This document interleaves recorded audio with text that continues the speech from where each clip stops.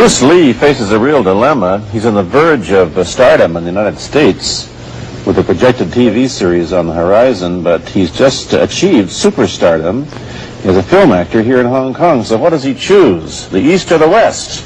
It's the kind of problem most budding movie actors would welcome. It's the Pierre Burton Show, the program that comes to you from the major capitals of the world. This edition comes to you from Hong Kong. And Pierre's guest is the man who taught karate, judo, and Chinese boxing to James Garner, Steve McQueen, Lee Marvin, and James Coburn. The newest Mandarin superstar, known in the West for his appearances in Batman, The Green Hornet, Ironside, and Longstreet. His name is Bruce Lee, and he doesn't even speak Mandarin. And here's Pierre. Well, how can you play in Mandarin movies if you don't even speak Mandarin? How do you do that? Well, first of all, I speak only Cantonese. Yeah.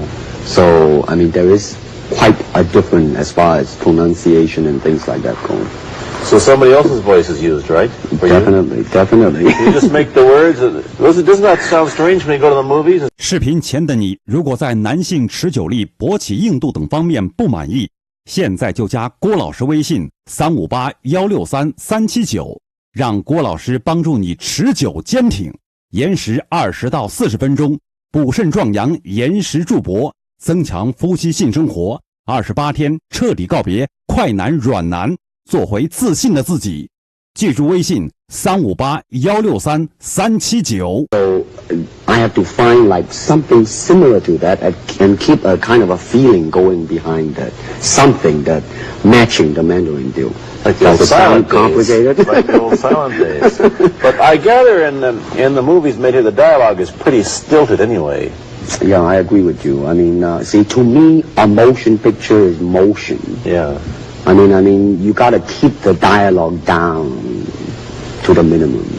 Did you look at many Mandarin movies before you started playing the first one? Yes. What did you think of them when you saw them? Quality-wise, I mean, I have to admit that it's not quite up to the standard. However, it is growing and it is getting higher and higher and going toward that standard, than what I would term quality. They say the secret of your success in that movie, The Big Boss, it was such a success here and rocketed you to stardom in Asia, was that you did your own fighting. As an expert in the various martial arts in China, what did you think of the fighting that you saw in the movies that you studied before you became a star?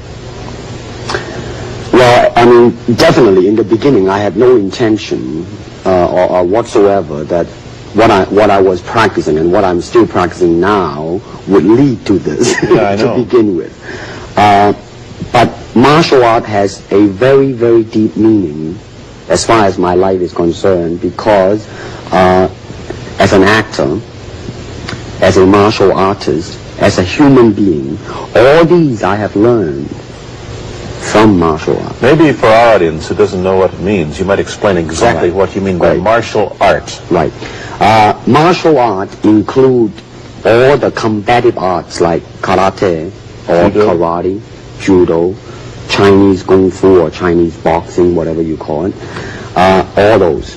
You see, like aikido, Korean, I can go on and on and on. But it's a combative form of fighting. I mean, it's not, some of them became sport, but some of them are still not. I mean, they use, for instance, kicking to the groin, jabbing fingers at the eyes and things like that.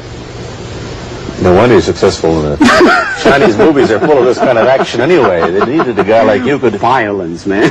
So you didn't have to use a double when you moved into the motion picture world here. You did it all yourself. Right.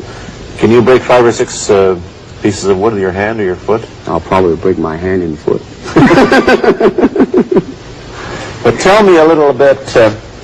you set up a school in Hollywood, didn't you, for people like James Garner and Steve McQueen and the others? Yes. Why would they want to learn Chinese martial art? Because of a movie role?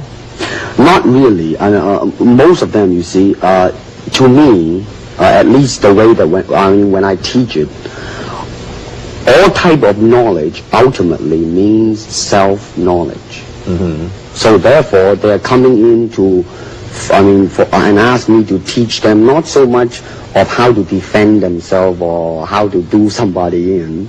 Rather, they want to learn to express themselves through some movement, be it anger, be it determination, or whatsoever.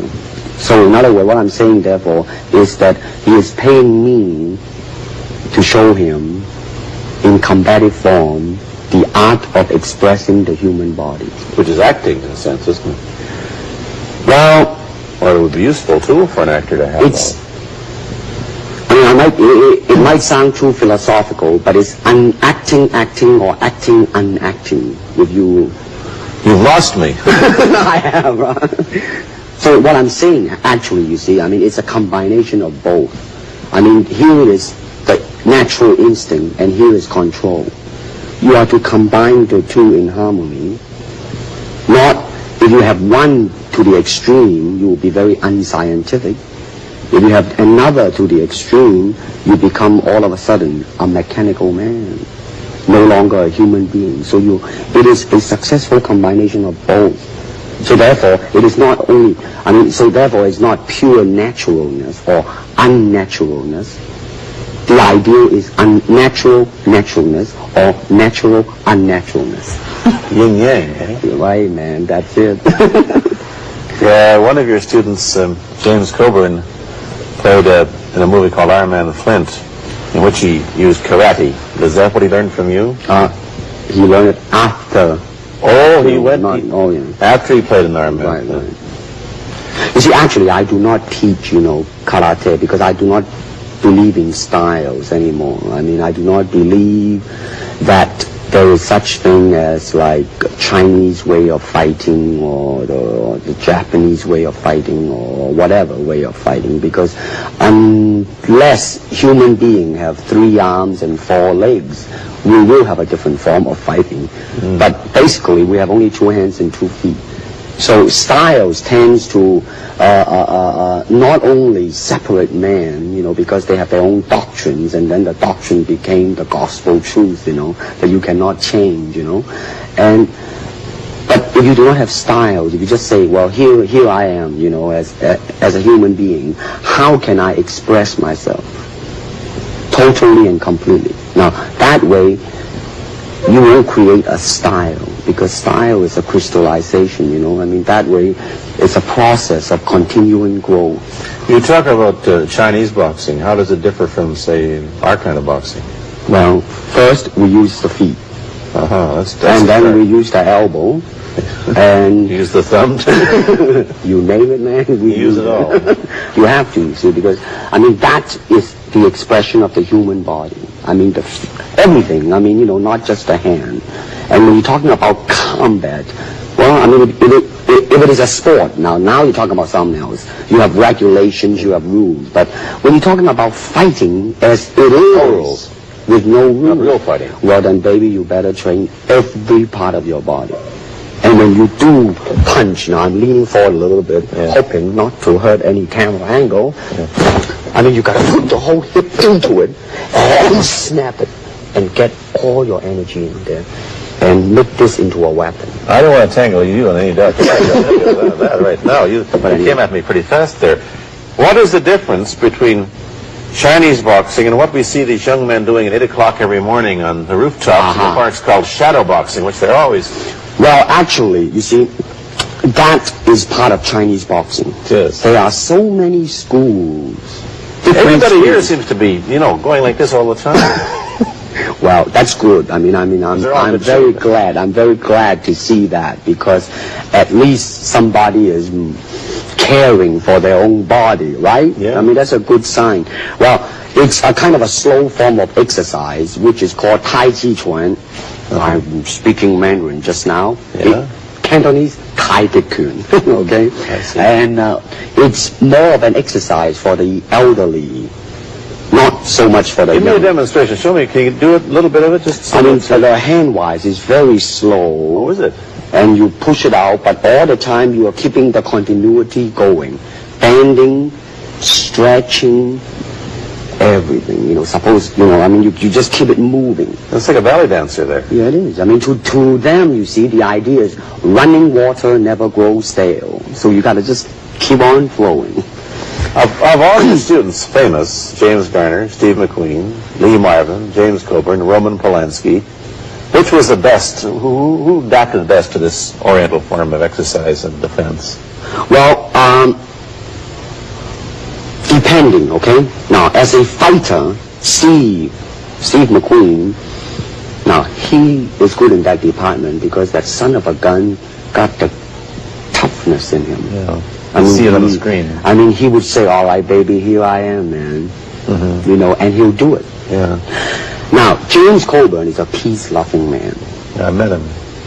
Right? I mean, you've met him. I mean, he's really, really nice. I mean, super mellow and all that. I mean, you know, I mean, now, he appreciates the philosophical part of it. Therefore, his understanding of it is deeper than Steve. So it's really hard to say. You see what I'm saying now? I see. I mean, it's different. So that's, I mean, depending on what you see in it. Interesting. We don't, in our world, and haven't since the days of the Greeks who did, combine philosophy and art with sport. But quite clearly, the Oriental attitude is that the three are facets of the same things. Man, listen, you see, really, to me, okay, to me, ultimately, martial art means honestly expressing yourself. Now, it is very difficult to do. I mean, it is easy for me to put on a show and be cocky and be flooded with a cocky feeling and then feel like pretty cool and all that. Or I can make all kinds of phony things, you see what I mean, blinded by it. Or I can show you some really fancy movement. But to express oneself honestly, not lying to oneself, and to express myself honestly, now that, my friend, is very hard to do, and you have to train.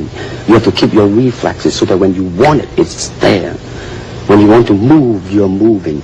And when you move, you are determined to move. Not taking 1 inch, not anything less than that. If I want to punch, I'm going to do it, man, and I'm going to do it, you see. So, I mean, so that is the type of thing you have to train yourself into it, to become one with the, you think? Yeah, this is very un-Western, this attitude. I want to ask you about your movie and TV career, but first we'll take a break. Then I'll be back with Bruce Lee. I've been talking to Bruce Lee mainly about the Chinese martial arts, which include things like Chinese boxing, karate, and judo, which is what he taught when he was in Hollywood. After he left the University of Washington, where he studied, of all things, philosophy, if you can believe that. He did, but that, perhaps you understand why the two go together from the first half of this program. And you can perhaps understand how he got into films. He knew a lot of actors, but I'm told that you got the job on the Green Hornet, where you played Cato the chauffeur, mainly because you're the only Chinese-looking guy who could pronounce the name of the leading character, Britt Reed. I made that as a joke, of course. And it's a heck of a name, man. I mean, every time I said it at that time, I was super conscious. I mean, really now, that's another interesting thing, huh? Let's say if you learn to speak Chinese. Yeah. I mean, it's not difficult to learn and speak the word. The hard thing, the difficult thing, it's behind what is the meaning, what brought on the expression and feelings behind those words. Like when I first arrived in the United States, and I look at a Caucasian, and I really would not know whether he was putting me on, or is he really angry, because we have different way of reacting to it. See, those are the difficult things, you see. It's almost as if you came upon a strange race where a smile didn't mean what it does to us. In fact, a smile doesn't always mean the same, does it? Of course not. Yeah, I just thought of that. Tell me about the big break when you played in Longstreet. I must tell the audience that Bruce Lee had a bit part, or a supporting role in the Longstreet series, and this had an enormous effect on the audience. What was it? Well, you see, the title of that particular episode of Longstreet is called The Way of the Intercepting Fist.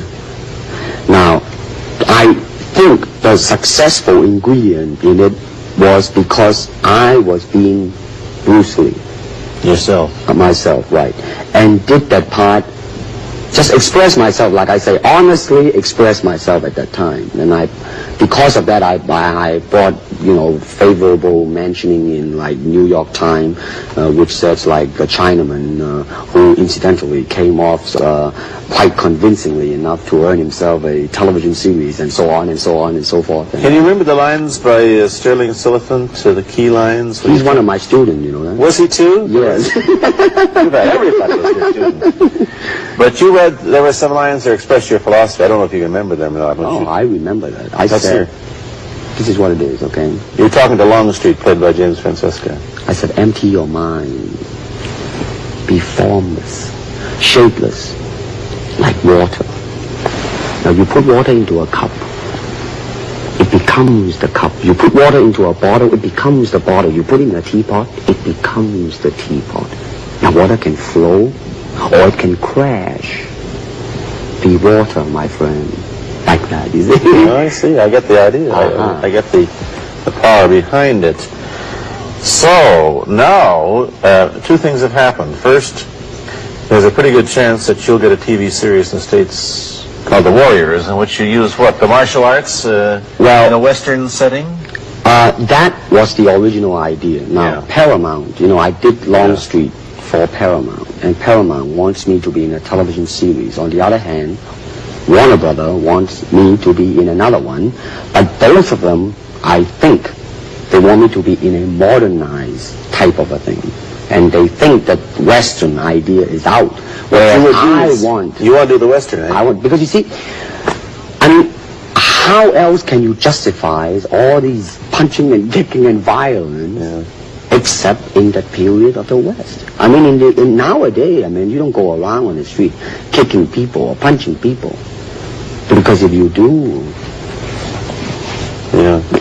that's it. I mean, I don't care how good you are, But this is true also of the Chinese dramas, which are mainly costume dramas. They're all full of blood and gore over here. Oh, you mean here? Yeah. Well, unfortunately, you see, I hope that the picture I am in would either explain why the violence was done, whether right or wrong or whatnot. But unfortunately, pictures, most of them here, are done mainly just for the sake of violence. You know what I mean? Like, fighting for 30 minutes, get stabbed 50 times. And I'm fascinated. Let me give you your microphone back.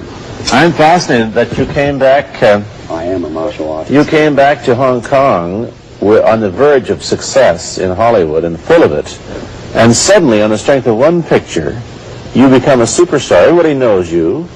You have to change your phone number. You get mobbed in the streets. Now, what are you going to do? Are you going to be able to live in both worlds? Are you going to be a superstar here, or one in the States, or both? Well, let me say this. First of all, the word superstar really turned me off, and I'll tell you why. Because the word star, man, is an illusion. It's something what the public calls you. You should look upon oneself as an actor, man. I mean, you would be very pleased if somebody say, hey, man, you are a super actor. It is much better than, superstar. Yeah, you've got to admit that you are a superstar. You're not going to, if you're going to give me the truth. I'm honestly saying this, okay? Yes, I have been very successful. Yeah. Okay? But I think the word star is I do not look upon myself as a star. I really don't. I mean, believe me, man, when I say it. I mean, I'm not saying it because What are you going to do? Let's get back to the question. Okay. Are you going to stay in Hong Kong and be famous? Or are you going to go to the United States and be famous? Or are you going to try and eat your cake and have it too? I am going to do both because, you see, I have already made up my mind that in the United States, I think something about the Oriental, the true Oriental should be shown. Hollywood sure as heck hasn't. You better believe it, man. I mean, it's always the pigtail and bouncing around, chop, with the eyes slant and all that. And I think that's very, very out of... Is it true that you were the first job you had was being cast as Charlie Chan's number one? Yeah, number one son, yeah. They never made a movie. No. They were going to make it into like a new Chinese James Bond type of a thing. Now that, the old man Chan is dead, Charlie is dead, and his son is carrying on. But they didn't do that. No. Batman came along, you see, and then everything was started to be going into that, that kind of a which you were in. But by the way, I did a really terrible job in that, I have to say. Really? You didn't like yourself anymore? I didn't see one.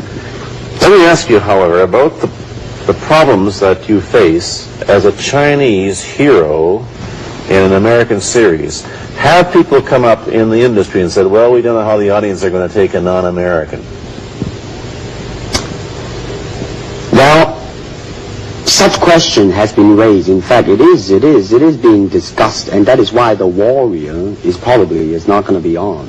I see. You see, because unfortunately, such thing does exist in this world. You see, like, I don't know, certain part of the country, right, where like they think that business-wise it's a risk. And I don't blame them. I mean, in the same way, it's like in Hong Kong, if a foreigner come and became a star, if I were the man with the money, I probably would have my own worry of whether or not the acceptance would be there. But that's all right, because if you honestly express yourself, it doesn't matter. See? Because are you? How about the other side of the coin? Is it possible that you are? I mean, you're fairly hip and fairly Americanized. Are you too Western for Oriental audiences, do you think? Oh, man, like, how? I have been. Yeah. I have been criticized for that. You have, eh? Oh, yes, definitely. So. Well, let me say this. When I do the Chinese film, I'll try my best not to be as American as I, have been adjusted to for the last 12 years in the States. But when I go back to the States, it seems to be the other way around. You know what I mean? Too exotic, eh? Yeah, man. I mean, they're trying to get me to do too many things that are really for the sake of being exotic. You understand what I'm trying to say? Oh, sure. So it's really, I mean, it's when you live in both worlds, it brings its problems as well as its advantages, and you've got both. Time to go to a commercial. I'll be back in a moment with Bruce Lee. Let me ask you whether the change in attitude on the part of the Nixon administration towards China has helped your chances of starring in an American TV series. Well, first of all, this happened before that. Yeah. But I do think that things of Chinese will be quite interesting for the next few years. I mean, not that I'm politically, inclining toward anything. No, I understand that. I'm just wondering. But I mean, once the opening of China, that it will bring more understanding. Yeah. More things that are, like different, and maybe in the contrast of comparison, some new thing might grow. So therefore, it's a very rich period to be in. I mean, like if I were born, let's say, 40 years ago. Yeah. If I have a thought in my mind, I said, boy, I'm going to star in a movie or star in a television series in America. Well, that might be a vague dream, but I think right now, maybe. You still think of yourself Chinese, or do you ever think of yourself as North American? You know what I want to think of myself? As a human being. Because, I don't want to sound like, as Confucius say, but under the sky, under the heaven, man, there is but one family. It just so happened, man, that people are different. Okay, we got to go. Thank you, Bruce Lee, for coming here. Thank you for watching. Thank you. You've been watching Bruce Lee on The Pierre Burton Show, a half-hour program of conversation, opinion, and debate. This is Bernard